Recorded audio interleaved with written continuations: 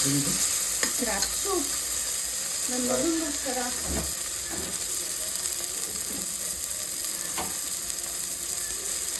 ಅನಿಸ್ತಾರೆ.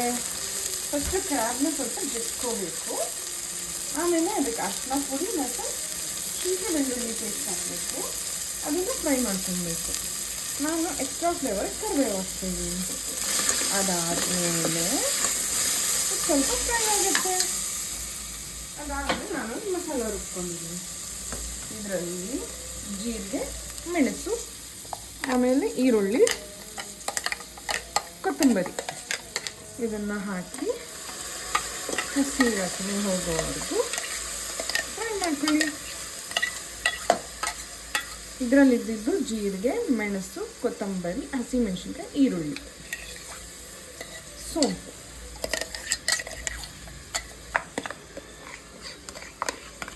ಇದು ಮಕ್ಕಳಿಗೆ ಕೆಮ್ಮು ನೆಗಡಿ ಇದ್ದಾಗ ಕೊಟ್ಟರೆ ಕಮ್ಮಿ ಆಗುತ್ತೆ.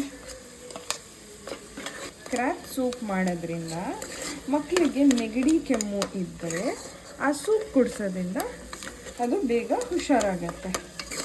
ಇದು ನೆಗಡಿ ಕೆಮ್ಮು ಶೀತಕ್ಕೆ ತುಂಬ ಒಳ್ಳೆಯದು. ಇದು ಇವಾಗ ಹಸಿ ವಾಸನೆ ಹೋಗೋವರೆಗೂ ಫ್ರೈ ಮಾಡೋಣ.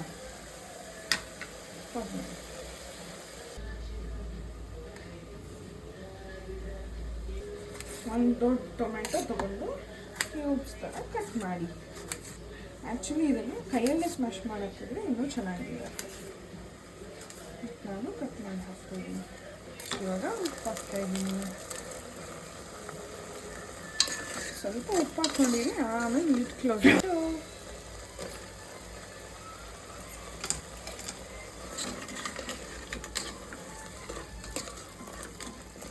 ಸೊ ಇದು ಹೀಗೆ ಕುಕ್ ಆಗಲಿ ಬಿಟ್ಬಿಡೋಣ.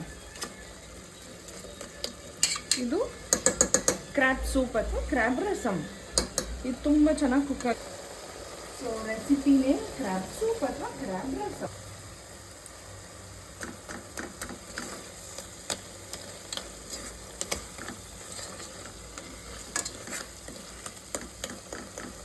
ಇದು ಹೀಗೆ ಟೊಮ್ಯಾಟೊ ಸಾಫ್ಟ್ ಆಗೋವರೆಗೂ ಕುಕ್ ಮಾಡ್ಕೊಳ್ಳೋಣ.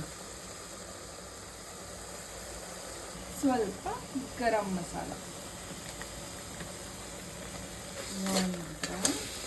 ಮಿಕ್ಸ್ ಮಾಡಿ. ನೋಡಿ ಟೊಮ್ಯಾಟೊ ಸಾಫ್ಟ್ ಆಗಿದೆ.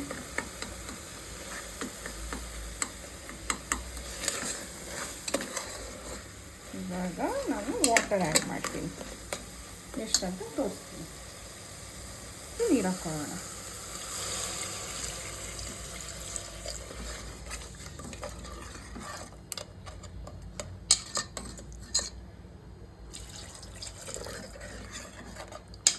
ಓಕೆ, ಇವಾಗಿದು ಇಷ್ಟು ರೆಡಿ ಇದೆ. ಇದಕ್ಕೆ ಕುಕ್ಕರ್ ಕ್ಲೋಸ್ ಮಾಡಿಕೊಂಡು 2 ವಿಷಲ್ ಬರೋವರೆಗೂ ಕ್ಲೋಸ್ ಮಾಡಿ.